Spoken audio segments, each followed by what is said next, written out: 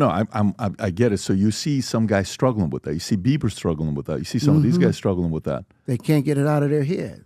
They can't get it out of their head. We are not done, and that Combs did not do this alone.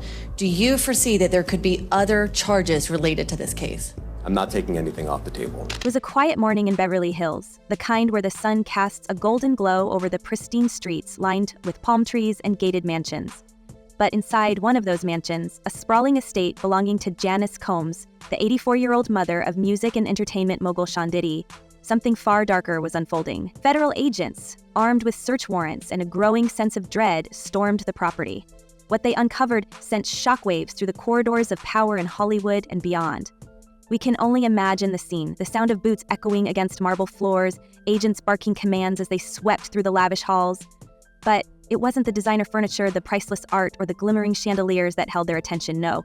Their focus was drawn to something far more sinister. Hidden behind a false wall in the basement, they discovered a secret elevator, its sleek metal doors accessible only through biometric scanning. This was no ordinary hidden room, it was a fortress. And what lay beyond those doors would forever shatter the carefully curated image of the Combs family. I think another question that we just can't ignore is the fact as a role of power. Because one question is, how does somebody become the way they are? And then another question is, how are they allowed to stay the way that they are? And I think that also speaks to this kind of, lack of accountability. As agents descended into the depths of the mansion, the air grew colder, heavier, like stepping into a tomb. When the elevator doors slid open, they revealed a steel vault, complete with multiple locks and security cameras, as if someone had gone to great lengths to protect whatever was inside. Using specialized equipment, the agents breached the final barrier. The sight that greeted them was chilling. Shelves lined with encrypted hard drives, labeled binders containing files on teenagers, and stacks of high-security invitations to exclusive gatherings. These weren't ordinary parties. These were events cloaked in secrecy, accessible only to the elite. The question burned. What exactly were these parties, and who was attending? Among the evidence were disturbing records, meticulously categorized details of young hopefuls, aspiring artists, models, and dancers who had seemingly been handpicked for these gatherings under the guise of mentorship and philanthropy. The glamour of Hollywood suddenly felt like a smokescreen, a thin veil covering something deeply sinister. The agents reportedly found handwritten notes, cryptic symbols, and even photographs that hinted at an intricate, transnational network. One that could involve trafficking, exploitation, and a level of organization that defied belief. And yet, this was Janice Combs' house, the sweet, doting mother who had been by her son's side through thick and thin, the same woman who was celebrated as a black goddess queen by Diddy himself. How could this be? Was she simply an unwitting pawn, or had she been orchestrating this web all along? The public had always seen Janice as the picture-perfect matriarch, a woman who sacrificed everything to raise her son after the tragic loss of his father. But as investigators pieced together the evidence, a darker narrative began to emerge. At the end of the day, just to tell the truth, so hopefully we can get down to the bottom of this. I'm 100%, the charges against me are 100% false, and hopefully due to time, we'll start to see that. This wasn't the first time the Combs family had faced allegations of misconduct, but the idea of Janice being involved in anything criminal seemed unthinkable. At least until now. Reports began to surface that Janice wasn't just a supportive mother, she was allegedly the silent architect behind some of Diddy's most questionable dealings. Financial accounts linked back to her name showed movements of staggering sums of money, funds that investigators believe may have been used to finance private security, hush payments, and possibly even the mansion's fortress-like renovations. Could the woman who once seemed like the foundation of her family actually be the mastermind of its darkest secrets? It's a betrayal so profound, so personal, that it shakes the very core of everything we thought we knew about this mother-son duo. But the revelations didn't stop there. As rumors exploded across social media, another bombshell dropped, a leaked journal allegedly connected to Diddy's infamous parties. For years, whispers about these gatherings had swirled around the entertainment industry. Celebrities, aspiring artists, and insiders spoke in hushed tones about what went on behind closed doors. The journal painted a horrifying picture of initiation rituals, humiliating, degrading acts that participants were reportedly forced to endure under the guise of reproving their loyalty. These weren't just wild, substance-fueled parties as the public had been led to believe. According to the journal, they were calculated, deliberate tests designed to break people down, to see how far they were willing to go to gain access to Diddy's world. Look at Diddy, for instance. Mm-hmm. Let's take a look at him. Mm-hmm. Let's take a look at, he has videos.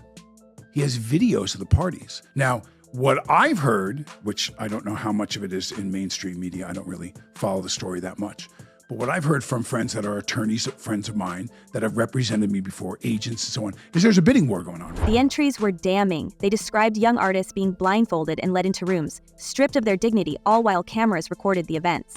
Some passages hinted at high-profile attendees who either participated or turned a blind eye. And the connection to the files found in Janice's mansion? Chilling. Investigators believe the rituals and the secret files are two pieces of the same puzzle, an elaborate system designed to exploit the vulnerable while protecting the powerful. And then there's Diddy himself. For decades, he's been celebrated as a visionary, a man who turned Bad Boy Records into a cultural empire, who brought us iconic artists and unforgettable music. But now, his legacy is being torn apart, piece by piece. The narrative of a self-made mogul is being replaced by a much darker story, one of manipulation, coercion, and unchecked power. For years, his infamous white parties were the stuff of legend, attended by Hollywood royalty and dripping with opulence. But if the allegations are true, these events were merely the glamorous facade of something far more sinister. To not be involved with a famous singer, to not come out, here's the price. And that they're just selling to the individuals that are in those. This is what I heard.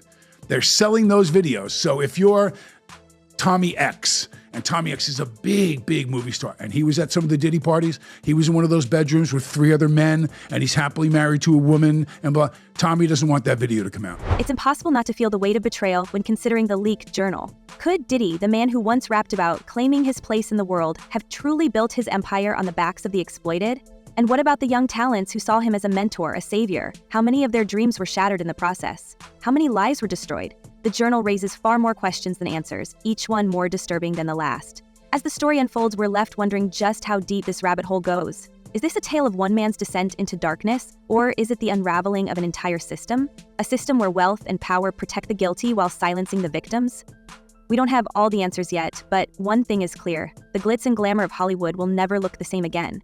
The secrets hidden behind the walls of that Beverly Hills mansion have changed everything. And the truth, as it continues to emerge, may be darker than anyone ever imagined. Same thing for Jeffrey Epstein.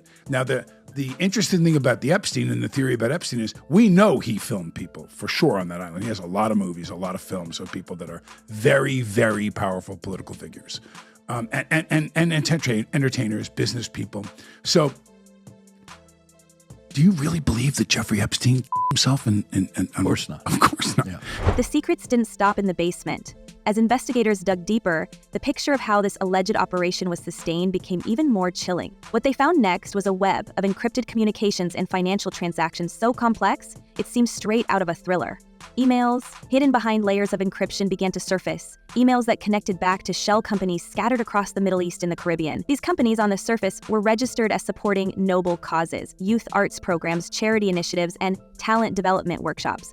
But what if these were all just a smokescreen? What if the money, the influence, and the polished public image were nothing more than camouflage? The financial trail investigators uncovered was staggering. Wire transfers worth millions of dollars were traced to discrete offshore accounts. On paper, these funds appeared legitimate. Grants for community programs, sponsorships for up-and-coming artists, even funding for international music tours. But when the layers were peeled back, the story changed. Sources close to the investigation claim that these transactions weren't innocent at all. They were part of a global operation designed to obscure the true purpose of the funds. Payments labeled as event planning fees or consultation services were allegedly routed to accounts linked to individuals who had no formal connection to Diddy's empire or to the entertainment industry at all. Did you ever spend time with the guy?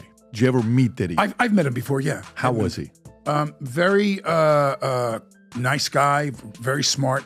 Super business, he's very successful. Beneath the surface of these seemingly charitable ventures lies a much darker strategy. Diddy's public image as a generous benefactor, donating millions to youth arts programs, handing out scholarships, and funding mentorship initiatives, was carefully crafted. But investigators are now questioning whether these acts of goodwill were less about giving back and more about gaining control. Young artists and aspiring creatives were drawn in by promises of opportunity. They were told they would have access to resources, connections, and guidance from one of the most powerful figures in the industry. But once inside Diddy's world, the lines between mentorship and manipulation blurred.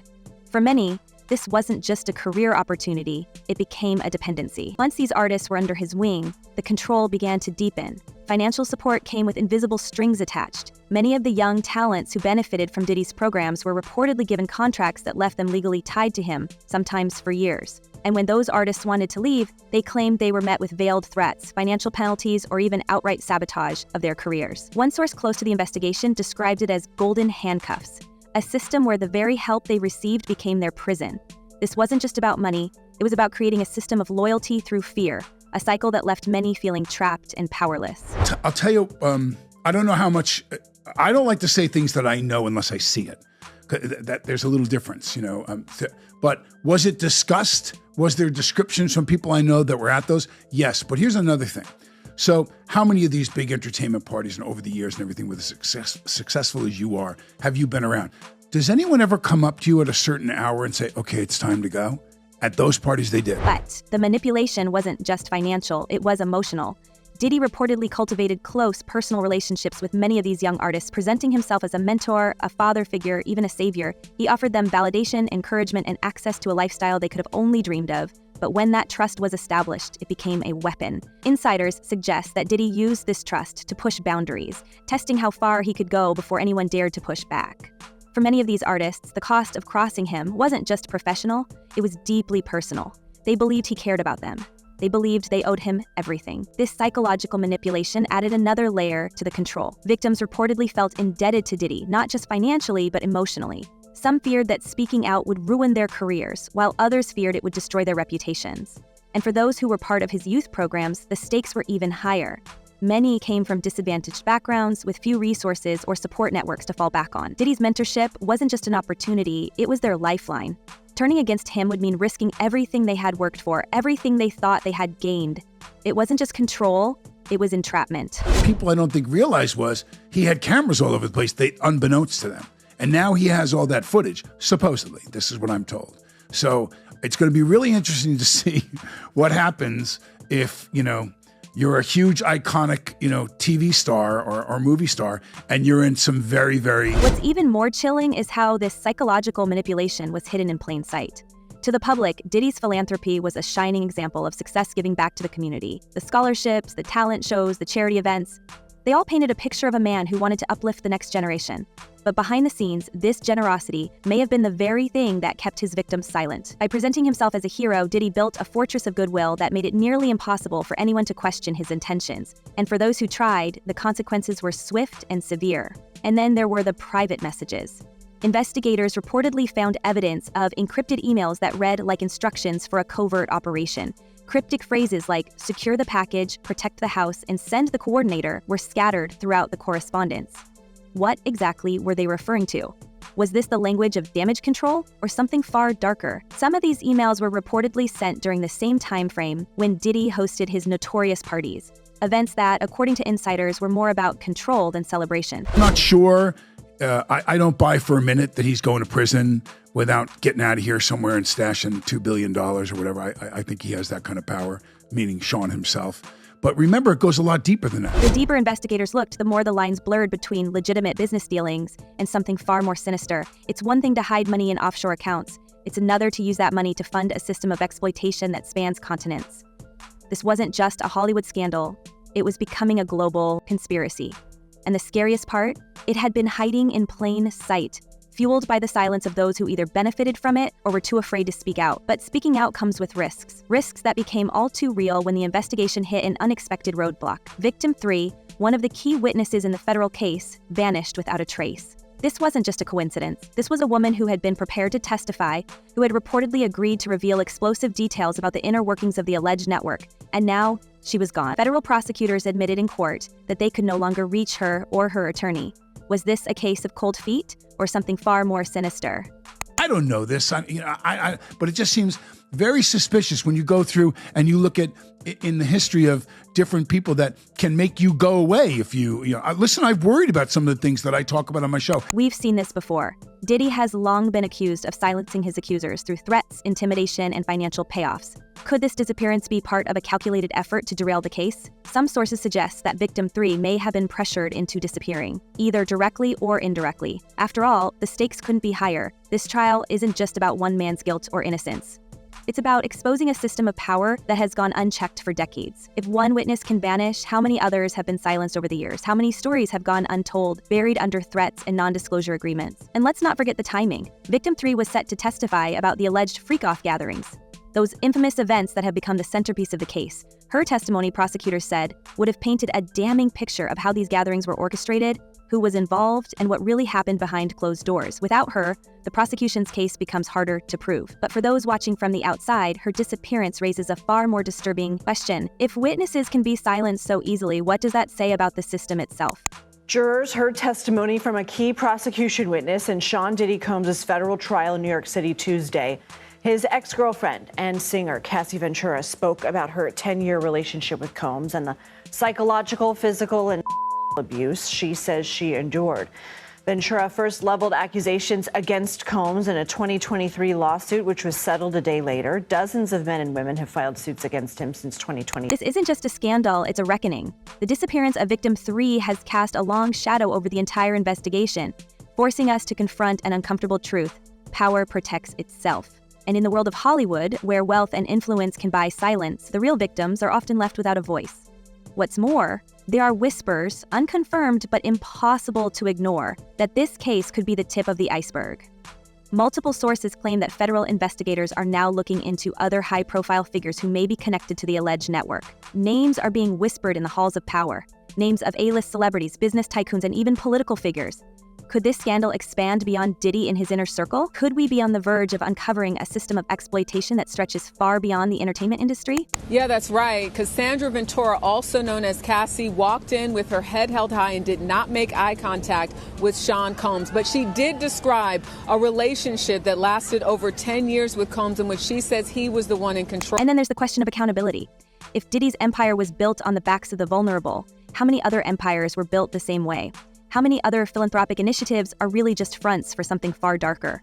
The files found in Janice Combs' mansion, the encrypted emails, the offshore accounts, these aren't just pieces of a puzzle. They're glimpses into a world that most of us will never fully understand. A world where power is currency and silence is the price you pay to survive. But here's the thing, the silence is breaking. This case, whether it ends in conviction or not, is forcing the world to take a hard look at the systems that enable this kind of exploitation. It's forcing us to ask questions we've been too afraid to ask. Who knew about this? Who helped cover it up? And most importantly, who will be held accountable? A window into Cassie's side of the story. There's a video that people may have seen. It was aired by CNN years ago. It's become a video at the heart of this case. That's security footage from the Intercontinental Hotel in 2016, where there appears to be Sean Combs assaulting Cassie Ventura. You see him. As we peel back the layers of this scandal, one thing becomes clear. This isn't just about one man. This is about a system that has thrived in the shadows for decades, a system that uses wealth and influence to exploit, to manipulate, and to silence. And if this is what we've uncovered so far, it begs the question, what else is out there, hiding just beneath the surface? Let us know what you think in the comments. Are we looking at the unraveling of a global conspiracy, or is this just the beginning of something even bigger? Don't forget to like, share, and subscribe for more updates. Until next time, stay curious and stay safe.